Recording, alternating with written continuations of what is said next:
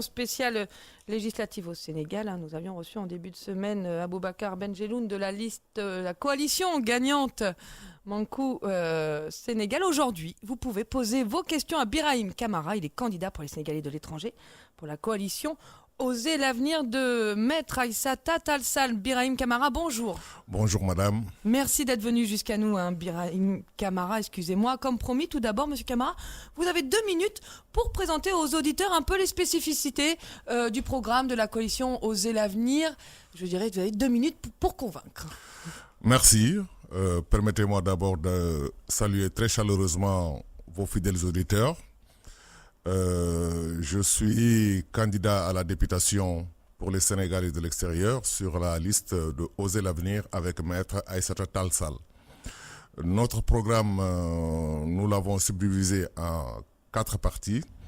La première partie concerne les questions administratives concernant la situation de nos compatriotes en France, notamment les sans-papiers, notamment les allocations familiales, notamment les retraités.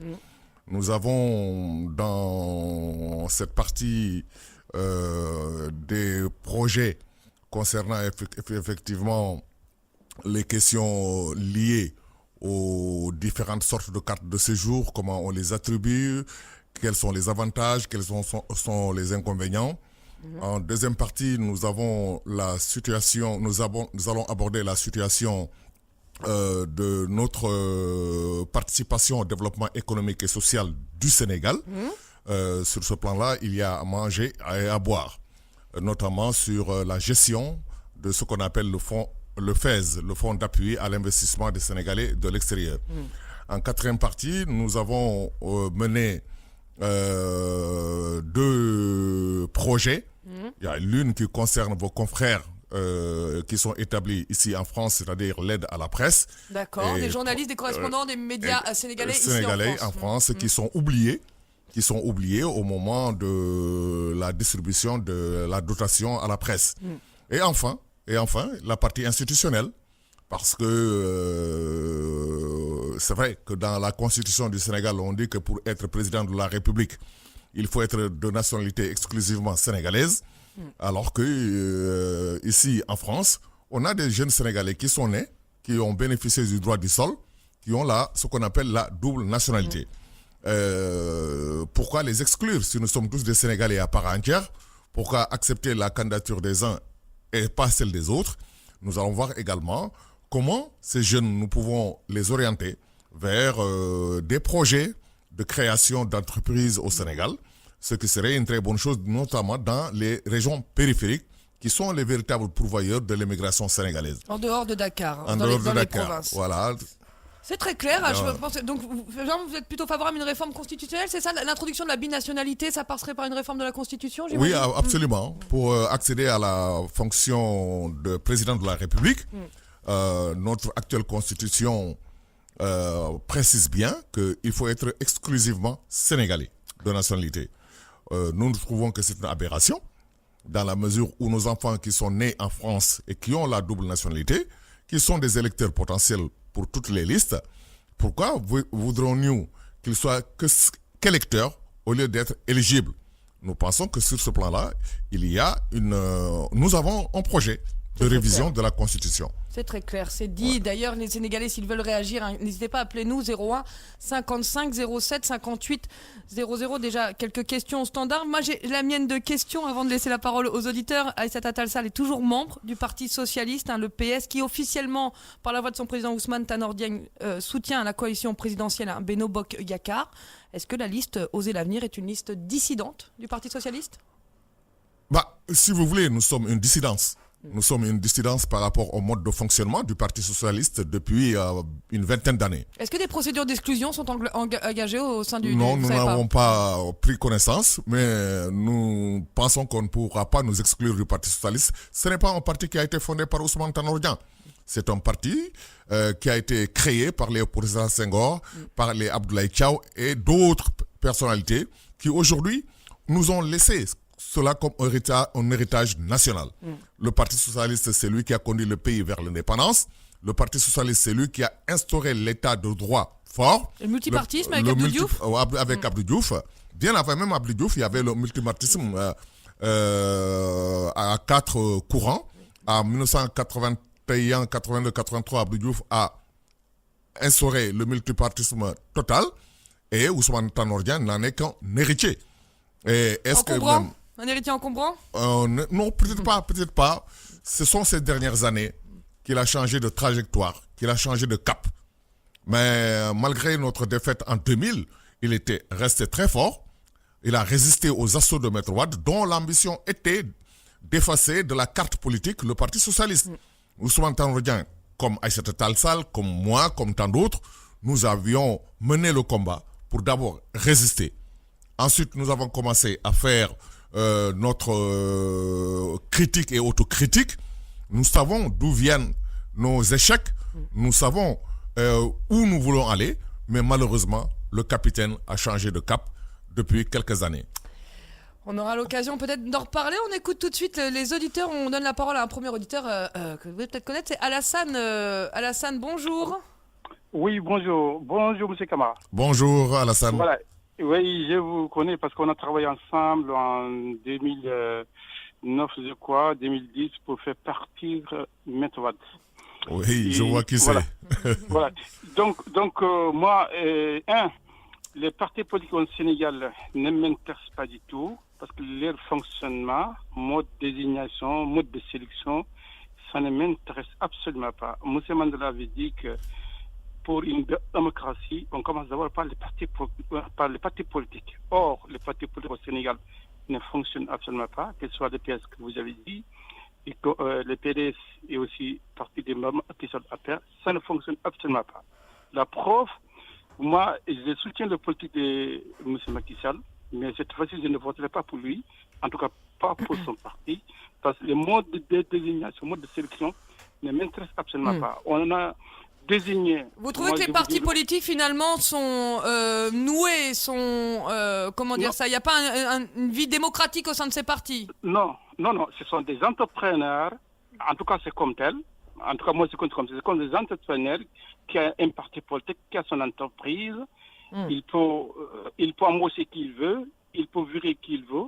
Moi, en tout cas moi c'est comme ça que je vois les choses. D'accord. Parce que les APR, Macky Sall a fait de très bon travail, à mon avis. Et moi, pour moi, que ce soit au Sénégal, que ce soit ici, il y a de bonnes choses qui se faire. Mais cette fois-ci, je ne voterai pas pour une simple raison. Les personnalités désignées, ce n'est pas nous qui l'ont désigné. Si on vote... Vous auriez voulu finalement que ce soit les militants des différentes coalitions qui désignent leurs candidats, c'est bien ça? Effectivement. Donc là, c'est Macky Sall qui les a désignés, pas pour les compétences. Vraiment, il n'y a aucune compétence. Vous reconnaîtrez, Alassane, que Birahim Kamara ne fait pas partie de la coalition Benno Bokk Yakaar. Oui, c'est pour ça. Donc moi, je pose une question, ou même deux. Allez-y. Voilà. En tout cas, les noms des consonances étrangères, c'est-à-dire les personnes qui ont deux noms, qui ont dit que ce ne sont pas des Sénégalais. Est-ce que ça existe au Sénégal? Parce que moi, j'ai vu des gens qui voulaient vraiment beaucoup de choses au consulat, mais on leur a dit que leurs noms ne sont pas des Sénégalais. On a reçu Aboubacar Benjeloun en début de... Je ne suis pas sûr que Benjeloun soit Sénégalais comme nom. Bon, oui, il a un nom d'origine étrangère. Voilà. Oui, voilà. Non, mais c'est marrant puisque Alassane parlait non, ça existe parce que moi j'ai vu des gens... Oui, ça existe. J'ai vu des gens qui ont eu des problèmes alors que ça c'est une discrimination. Or, dans la Constitution, ça c'est interdit de discriminer les gens. Est-ce que vous allez changer tout ce qui ne va pas? Que ce soit entre les communes, les grandes villes et la campagne au Sénégal. Moi, je ne peux pas croire que pas tout ça... Alassane, si vous permettez, on va aller droit au but, parce qu'il y a des gens qui appellent derrière. Moi, je crois que je vais limiter votre question. La deuxième question, j'ai bien retenu. La première question, c'est sur la critique des partis politiques. Vous êtes plutôt critique sur leur mode de fonctionnement. Camara va vous répondre dans quelques instants là-dessus. Et sur l'accueil, finalement, au consulat, vous dénoncez, vous, des discriminations concernant des noms de famille étrangers. Si M. Camara peut vous répondre sur ces deux points. Oui, sur le premier point concernant la démocratie à l'intérieur des partis, elle n'existe pratiquement pas. Il dit que finalement, les partis au Sénégal sont des entreprises. Oui, des entreprises parfois, je peux accepter le mot entreprise. Parce que quand les décisions, les orientations, les offres politiques dans un parti viennent d'en haut, alors que la base n'est pas consultée, où est la démocratie? Or, la démocratie, pour moi, se construit de manière pyramidale dans un parti. On passe d'abord par les petites cellules, les coordinations, les fédérations, j'en passe, les unions régionales, et on monte vers les organes de décision, notamment le Parti socialiste que je connais bien. Le comité central du Parti socialiste, c'est l'organe de décision principal, de prise de décision, de prise d'orientation, d'offres politiques en direction des militants. Voilà. Mais malheureusement, cette structure ne se réunit qu'épistolairement. C'est-à-dire que toutes les décisions aujourd'hui à l'intérieur du Parti socialiste sont prises par le secrétariat exécutif national, composé de coquins et de copains à Ousmane Tanor Dieng. Alors c'est pourquoi nous disons que ce n'est pas une démocratie. Nous ne pouvons pas l'accepter. Donc pour la deuxième question, effectivement. Sur l'accueil au consulat, alors c'est vrai qu'on entend beaucoup. D'ailleurs, on a vu des photos circuler. Il y a apparemment ici, là, du côté en Ile-de-France, il y a une attente énorme au consulat pour ramasser ces cartes, récupérer les cartes. Je reviendrai sur ça, mais par rapport à la discrimination liée au nom de famille. Effectivement, depuis une vingtaine d'années, on exigeait, quand on avait des doutes sur la sénégalité de telle ou telle personne, on exigeait la présentation d'un certificat de nationalité sénégalaise.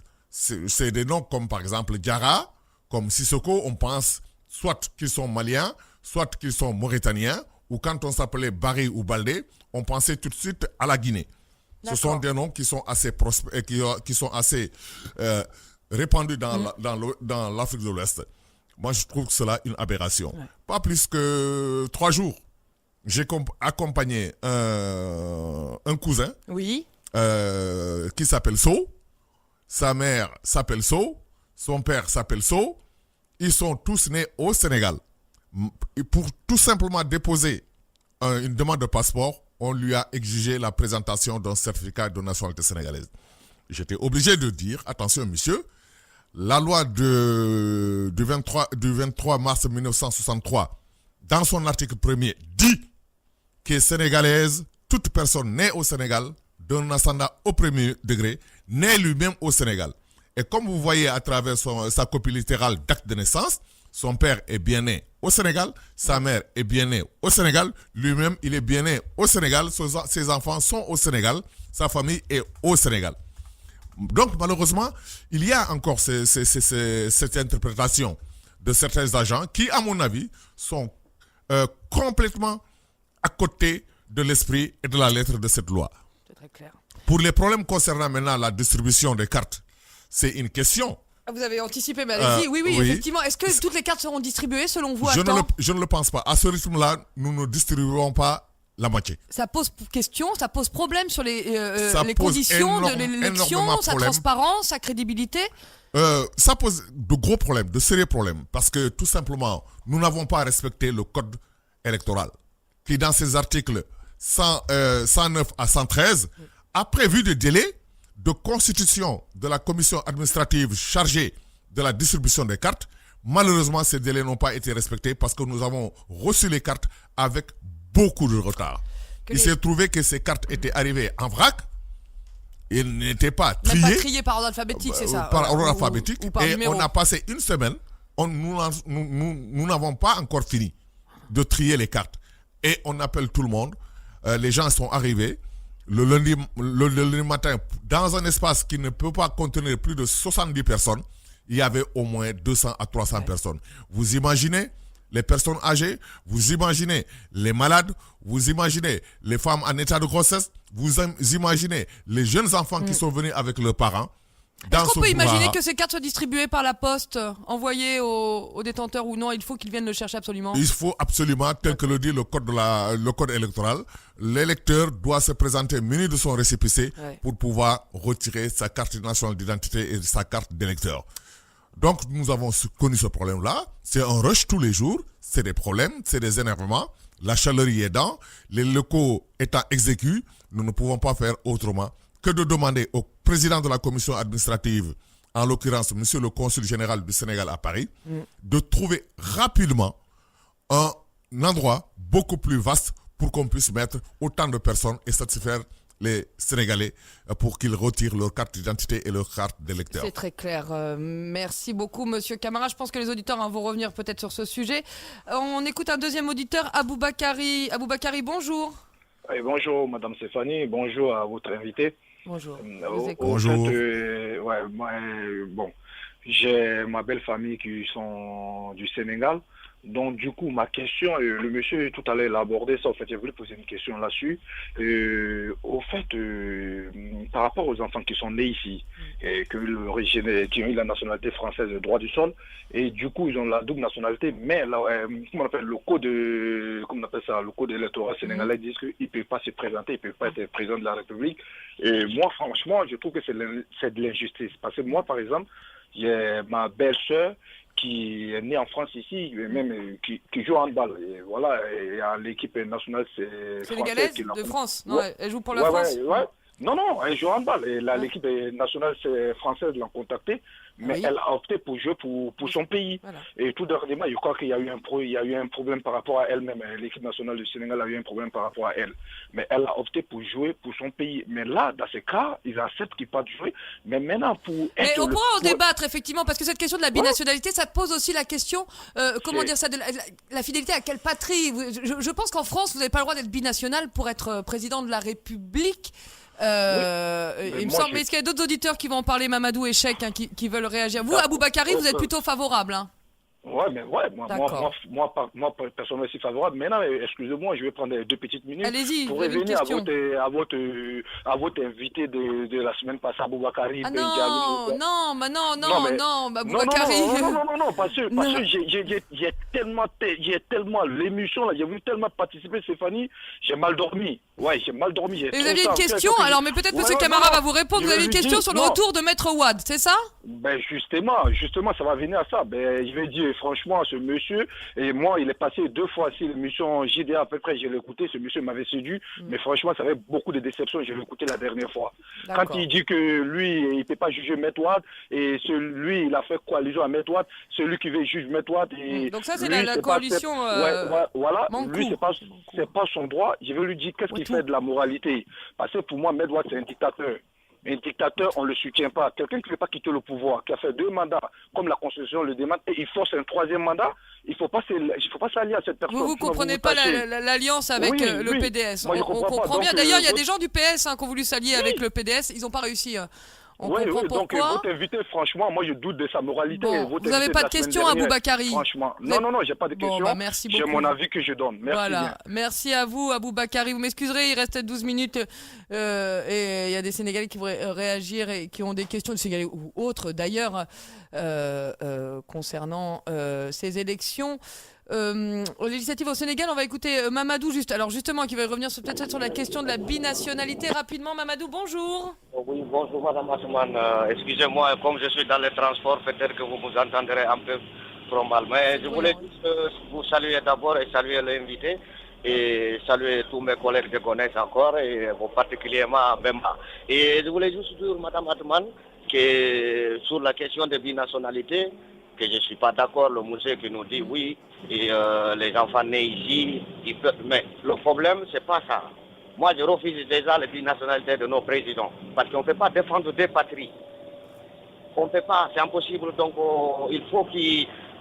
Déjà, même jusqu'à Premier ministre, là, je suis d'accord. Mais des présidents de la République, alors qu'ils sont nés en France, les enfants nés au Sénégal là-bas, comment eux, ils peuvent prendre les choses? C'est impossible. Il y a un risque de collision avec les intérêts français, finalement, c'est ce que vous dites. Bien sûr, c'est obligatoire. C'est obligatoire. Il ne peut pas être sénégalais plus qu'un sénégalais. Ses parents, ses ancêtres sont des sénégalais, je suis d'accord. Ça, on ne le nie pas, ça c'est naturel. Mais quand même, attendez, même dans l'islam, là où tu es né, tu appartiens à ce patrie-là. Mais vous savez, Mamadou, aussi comment notre histoire est faite aussi. Oui, je suis Et d'accord, partager. Madame Atoumane. Il faut partager, mais attendez, on peut partager, mais à certaines Non, choses. j'ai parlé d'histoire partagée, pardon. J'ai Bien parlé d'histoire sûr, partagée. il faut qu'on soit clair. Si le Moussé il a un autre projet pour le Sénégal, il n'a qu'à apporter un autre projet, voilà, bro. Donc vous n'êtes pas Il d'accord. doit arrêter de Mamadou, nous parler de binationalité ou autre chose. vous allez voter le 30 juillet, Mamadou? Il y a d'autres façons. Comment? vous allez voter le 30 juillet? Non, je suis sénégalais, je suis gombien, Madame pardon. Atoumane. Ah oui, c'est vrai. N'oubliez pas, c'est le même Mamadou qui intervient plus Oui, souvent c'est vrai. ici. Non, mais Voilà. Et je suis la pas Gambie est sénégalais, proche mais ça du me Sénégal concerne maintenant. parce que c'est à côté. Et puis, je vais dire que c'est la famille. Et puis, voilà, tous les Africains, on est pareil. Mais C'est très j'ai clair. dit que je suis contre ces heures de mesure même. Parce que, attendez, moi, je suis marié ici, je n'ai pas encore des enfants, mais mes enfants ne peuvent pas défendre C'est la très Gambie clair. plus que le Sénégal. Merci beaucoup. Arrêtons nos cinéma un peu. Mamadou, merci. Bonne journée à vous, Madame Atoumane. Bonne journée. Les Gambiens qui s'intéressent également aux élections législatives au Sénégal et c'est bien normal. Merci beaucoup, Mamadou, de votre intervention. Je vous fais pas réagir, Monsieur Camara. Je vais garder votre temps de parole pour des questions. Il y a Cheikh qui voulait alors peut-être revenir là sur la Constitution et aussi sur les distributions de cartes. Cheikh, bonjour.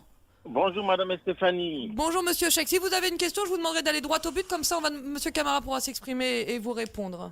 Oui, tout à fait. En fait, j'ai une intervention question, c'est-à-dire une contribution question par rapport à la configuration des partis politiques au Sénégal et sur l'ensemble du continent africain. Je voudrais dire qu'en fait, nous n'avons pas des partis politiques. Parce qu'un parti politique, c'est quoi? C'est une adhésion libre de citoyens libres qui consentit, qui s'organise dans un parti politique pour la conquête du pouvoir et son exercice. En Afrique, au Sénégal particulièrement, on n'a pas de parti politique. À commencer par le parti de M. Camara, que je félicite et je suis son intervention. Très bien, je le félicite et tout, mais à commencer par son parti, le parti d'Aïssata Tall Sall, que je connais très bien, parce que je suis journaliste, que j'ai exercé au Sénégal et que je vis actuellement en France, où je mène mon métier de journaliste jusqu'à présent. C'est juste qu'il y a un problème cette année. Un parti politique, on va aller d'abord dans le parti socialiste, d'où émane ce monsieur qui est devant vous. C'est un parti socialiste qui a été fondé avant les indépendances, après les indépendances, juste par Léopold Sédar Senghor, par l'aide de la France, par l'aide du général de Gaulle. Et quand Senghor a fini ses études et son engagement politique en France, Senghor est retourné au Sénégal pour s'investir politiquement. Et la France l'a mis et Senghor a créé, avec la SFICIO, la section française de l'Internationale ouvrière, qui est devenue parti socialiste, le parti que Senghor a créé et a dirigé et a mis des hommes et des anciens de l'administration sénégalaise autour de lui pour créer ce parti. Ce parti est devenu le parti de Senghor. La preuve, Senghor l'a dirigé de 1960 après le 4. Cheikh, on a bien compris, votre démonstration est plutôt claire sur votre vision du Parti Socialiste. Je pense que M. Camara va vous répondre dans quelques instants.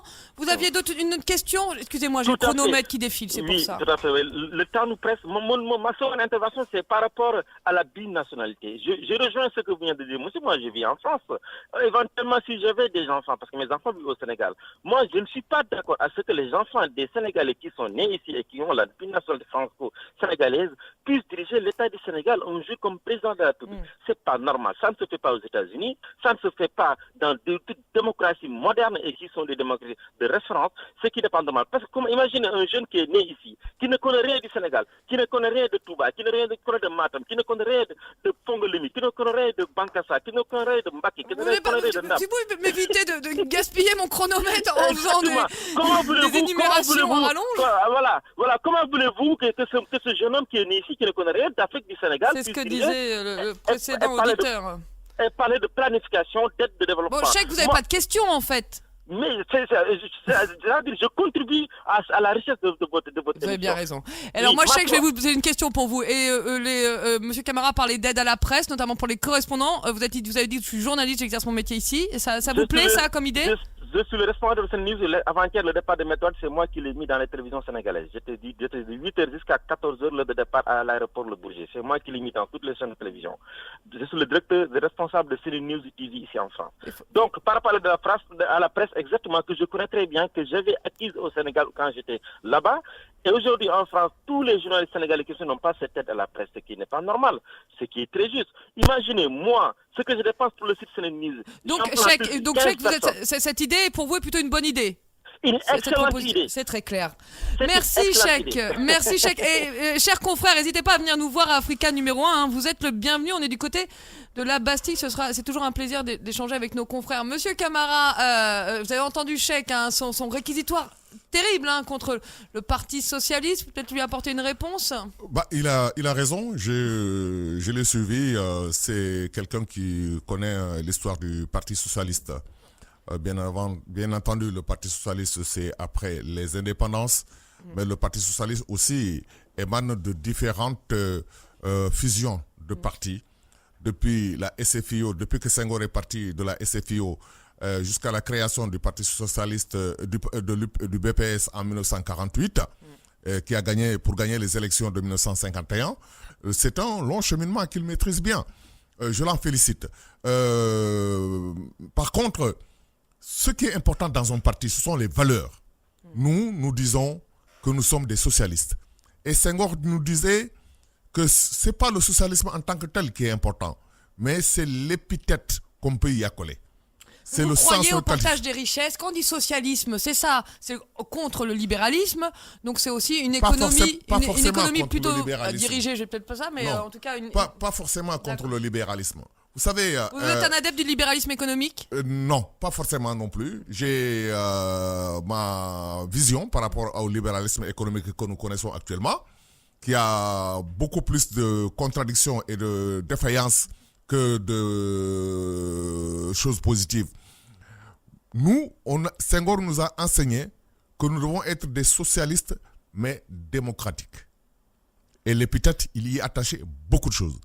Le socialisme, dans sa définition scientifique, comme le voulait Karl Marx, c'était la mise à disposition de toute la nation des moyens de production économique. D'accord.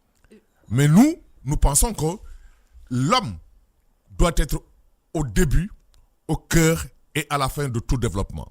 C'est ce que nous a enseigné Léopold Sédar Senghor. Que effectivement, l'État doit prendre ses responsabilités en matière d'éducation, en matière de santé, en matière d'infrastructure, mais en dehors de tout ce qui est commercial, l'individu, le Sénégalais, bien formé, bien éduqué, doit pouvoir entreprendre, comme le disait Jean Jaurès d'ailleurs, que le socialisme, c'est un individualisme raisonné. C'est très clair. Donc il y a encore ces valeurs-là au Parti socialiste. La deuxième intervention, c'était peut-être sur la binationalité. Vous avez entendu, ceux qui ne sont pas d'accord. Est-ce que du coup, ça peut porter à réflexion sur votre programme ou non ? Non, nous sommes ouverts.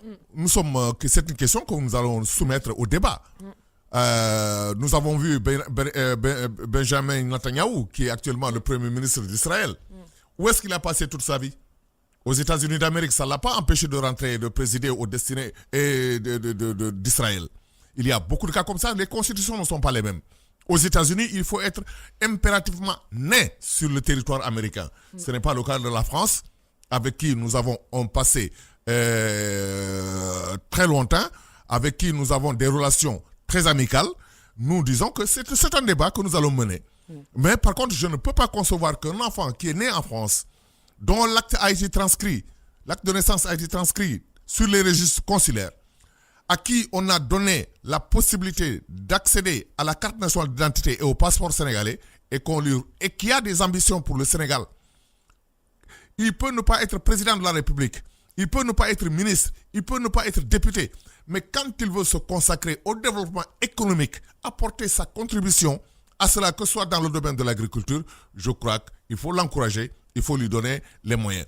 Nous avons vu des jeunes qui sont nés ici, qui ont porté les couleurs sénégalaises pendant la Coupe du Monde de 2002. Je pense au Khalilou Fadiga, je pense à tant d'autres qui sont nés et qui ont grandi en France et qui ont porté haut le flambeau sénégalais.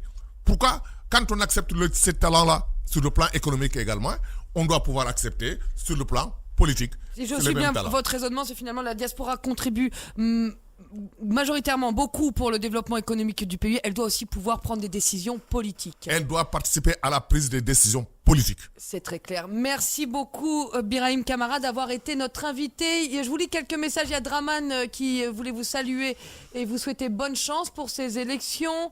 Mamadou nous disait les enfants qui sont nés hors du Sénégal doivent avoir accès aux élections et des postes importants. Puis Abdoulaye qui vous demandait si votre candidature c'était pour des ambitions personnelles ou pour l'intérêt du pays. Ma candidature m'a été imposée par les ressortissants de la partie est du département de la région de Matam. Vous avez été choisi donc. Ils me l'ont imposé. Ça fait des années qu'ils me demandent à être candidat soit au poste de maire, soit au poste de député.